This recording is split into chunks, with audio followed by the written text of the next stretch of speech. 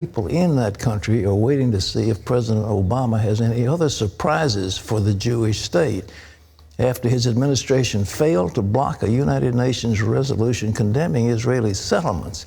And those settlements, I may add, include Jerusalem, the capital of Israel. And those moves in the United Nations could have serious repercussions for Israel.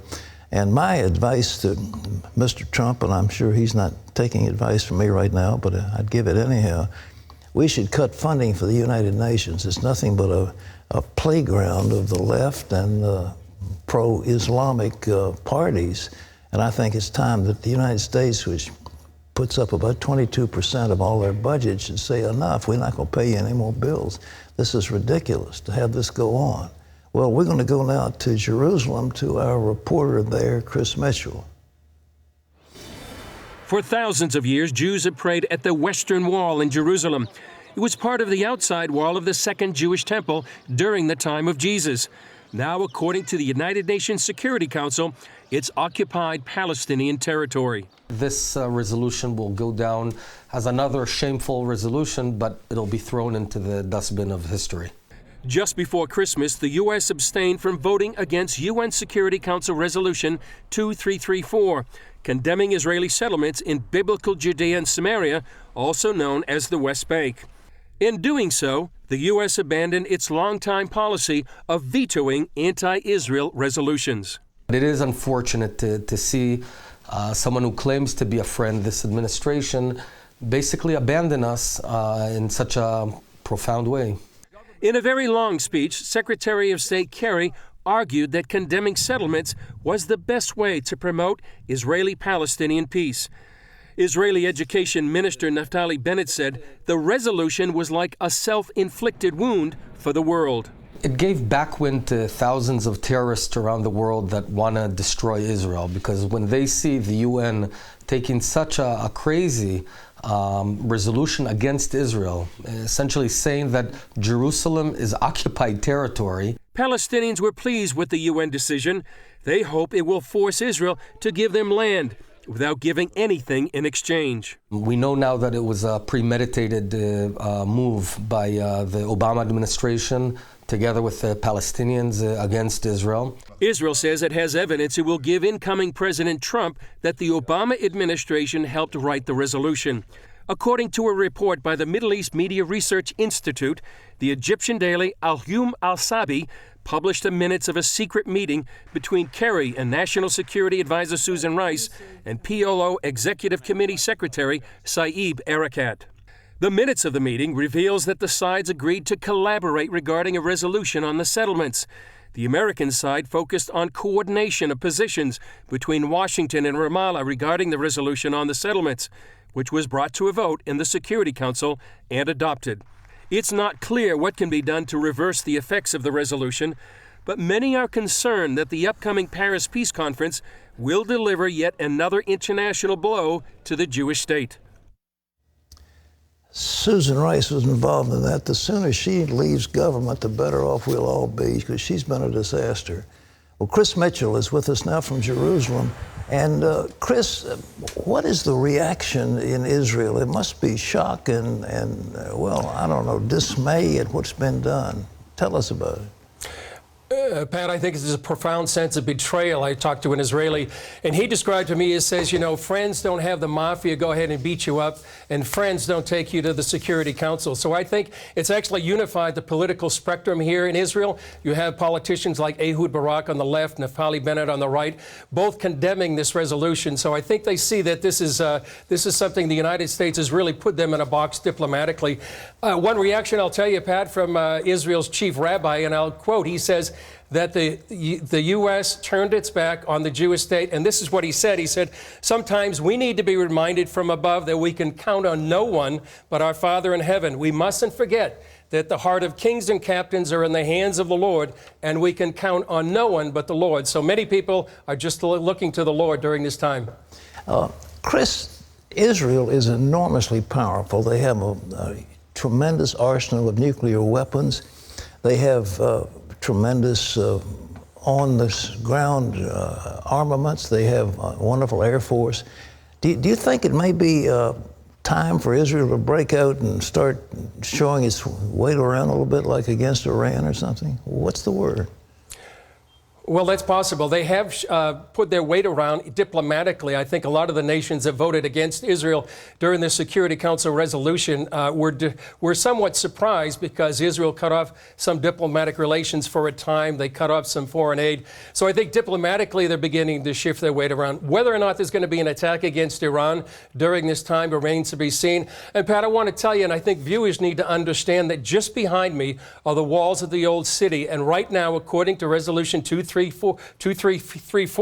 that this is occupied Palestinian terror. And beyond those walls are 3,000 years of Jewish history and faith. It's the Western Wall. It's the city of David. It's where the Temple Mount, where the first and second temple were.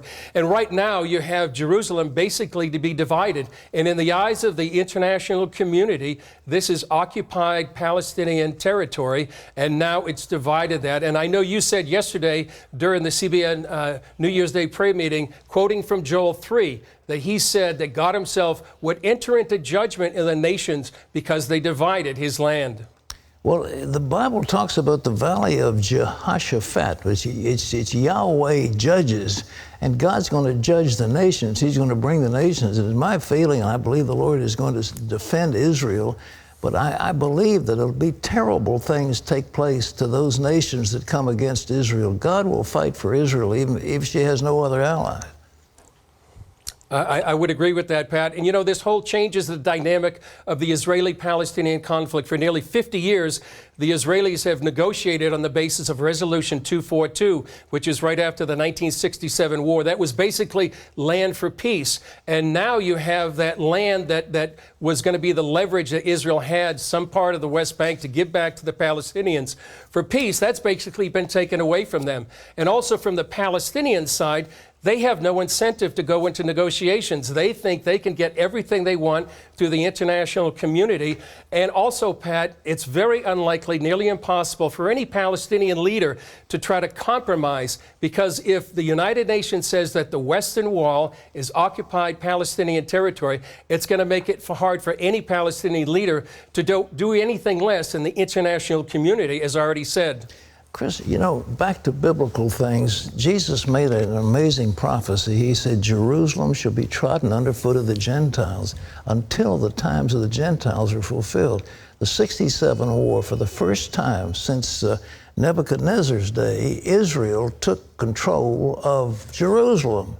And Jerusalem was no longer, quote, trodden underfoot by the Gentiles. Right. This is an amazing prophecy, and I don't think God likes somebody going against his prophecy and trying to change his word. Do the Israelis feel that way? Do they know what is on their side? I think they do, Pat. And you know, we're coming up on the 50th anniversary of the Six-Day War.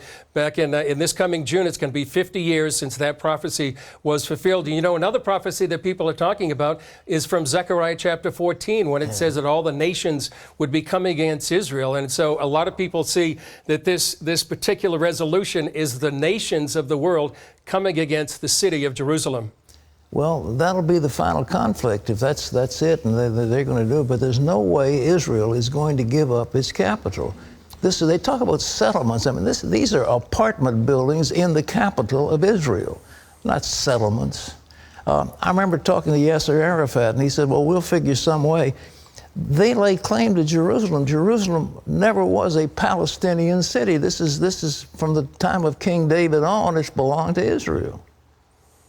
That's right, over 3,000 years. And I think the Palestinians are going to demand in any future settlement that Jerusalem will be part. That's what Jaron Kerry was talking about in his speech just a few days ago. That Jerusalem would be a capital for two peoples. And I don't think the Israelis, the Jewish people, will ever settle for that. And I think that's the really crux, that Jerusalem will be sort of that line in the sand that the Israeli people, the Jewish people, will never give up. Remember that for 2,000 years, ever since they had been dispersed from Jerusalem in 70 AD by the Romans, the prayer was next year in Jerusalem. And in 1967, that prayer was fulfilled, and I don't think they're going back at all.